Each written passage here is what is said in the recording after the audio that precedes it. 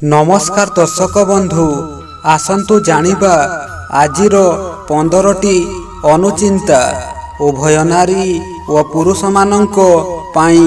1 number स्वामी स्त्री मध्यरे जुक्तितर्क किंबा कलह लागी रहिले अशुभ होइथाए एवं घरे अर्थ अभाव देखा देवा सहित दारिद्रता वृद्धि होइथाए। 2 नंबर राति रे महिला माने केबे भी केश खला करी सोइबा उचित नुहे, एहा अशुभ होइथाए एवं नकारात्मक शक्ति वृद्धि पाइबा सहित मन अधिक भावुक होइथाए। 3 नंबर अइठा बासन केबे भी रोषेई करुथिबा चूल्हा उपरे रखिबा उचित नुहे, एहा द्वारा दुख एवं दारिद्रता आसीबार संभावना देखा देइथाए।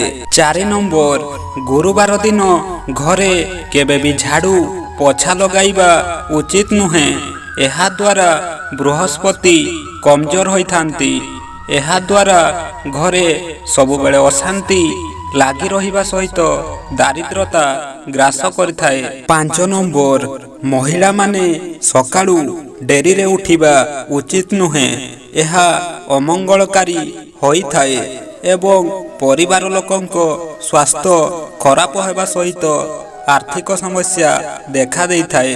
6 नंबर स्त्री लोक माने मंगलसूत्र, हातर चूड़ी, कुंडल एवं पाउजी केबे भी ओल्हाइबा उचित नुहे, एहा अशुभ होइथाए। 7 नंबर सकाळे खाली पेटरे तुलसी पत्र सेवन करिबा द्वारा बुध ग्रह दोष दूर होइथाए एवं चर्म रोग सहित संक्रमण रोग दूर होइथाए। 8 नंबर स्वामी स्त्री सोइबा घरे प्रजापति मानकर फोटो लगाइबा द्वारा शुभ होइथाए एवं संपर्क रे घनिष्ठता आसीबा सहित मधुर संपर्क स्थापन होइथाए।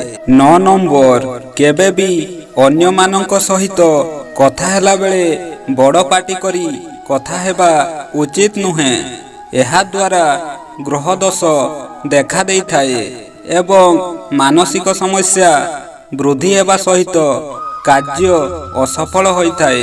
10 नंबर सकाळू मोहन धोई अग्नि छुईबा अशुभ होइथाए एवं अमंगलकारी होइथाए एवं रोषेई करिबा उचित नुहे। 11 नंबर ठाकुरंको घरे दक्षिणामुखी शंख रखिबा अत्यंत शुभ होइथाए एवं कल्याणकारी होइथाए, एहा रखिबा द्वारा घरर समस्त वास्तुदोष दूर होइथाए।